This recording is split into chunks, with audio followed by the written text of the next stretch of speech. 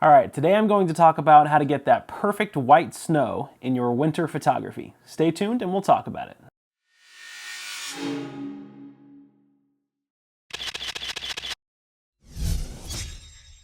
All right, hello and welcome back everyone. Eric Marks here, findingmiddle-earth.com, and today we're going to talk about something called the Sunny 16 rule. Okay, you might have heard of it, but I want to acknowledge that there are quite a few beginner photographers that follow me on YouTube, and I don't want you guys to ever feel left out. Okay, I know I make a lot of videos on some advanced photography stuff, and I don't want you to ever feel like my channel is just for the pros. As a matter of fact, my local workshops and trainings that I do here, they're all beginners. Most of them are always people that have just bought a camera or an intermediate user or something like that.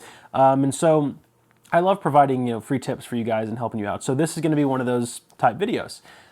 You may have never heard of this, but this video kind of spawned from an email that I got recently that was from this guy that basically it was a long email, but his main concern was that he was taking a lot of photographs of snow where he lived, and he said that all of his snow photos were turning out really dark, or the snow was rendering as a gray, or like a blackish gray charcoal color instead of a white, like a bright white, like it should be.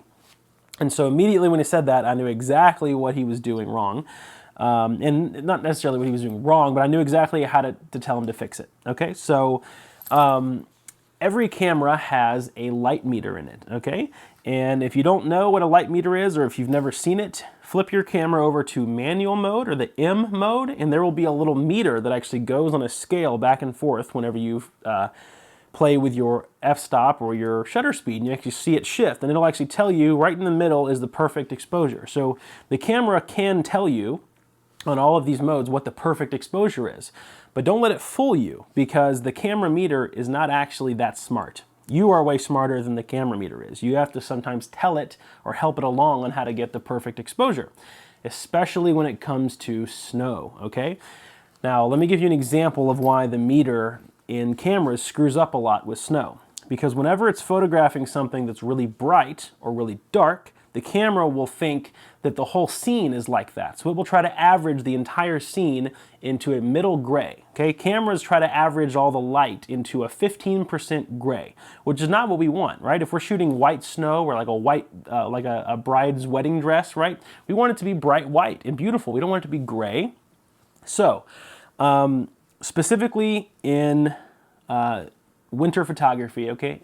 Sunny day, snow on the ground like this guy was shooting in. If it's sunny, blue skies, midday sun, really bright outside, the bright white snow on the ground is going to be reflecting off of the sun, okay? And that's going to make the camera think that the entire scene is insanely bright. So it's going to give you some crazy fast shutter speed to, lock you down to this really dark exposure, because it thinks that the whole scene is this crazy bright scene, when really it's just the bright snow fooling the meter into thinking that, right? The camera meter can't actually see the scene. It's just trying to average the light. We can actually see the scene, so we know how to tell it to, how to compensate and counteract for certain things. So, what is the Sunny 16 rule?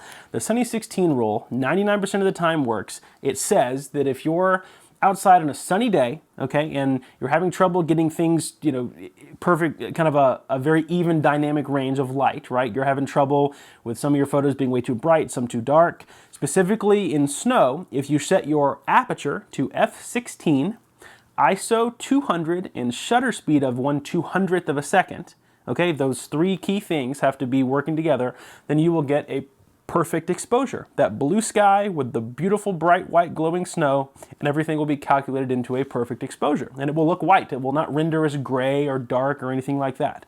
And if you don't want to shoot at f16, then you can calculate one stop, for each setting if you go to f11 or f8. So it doesn't just work for f16, but that's just kind of where the base exposure starts, because that's called the Sunny 16 rule.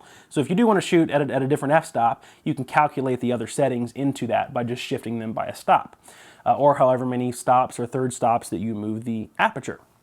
But anyway, sunny 16 rule on a sunny day with snow. If you're having some issues trying to get that bright white snow to look beautiful and white in your camera, obviously check your histogram because that will always help you. But general rule, f16, ISO 200, shutter speed of 1/200th of a second, and that should render you a perfect exposure for that beautiful bright white snow.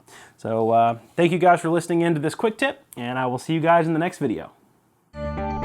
If you would like to stay up to date on all of my latest photography videos and adventures, click the big subscribe button below. And if you would like to find out more about me and how to become a great photographer, visit my website at findingmiddleearth.com.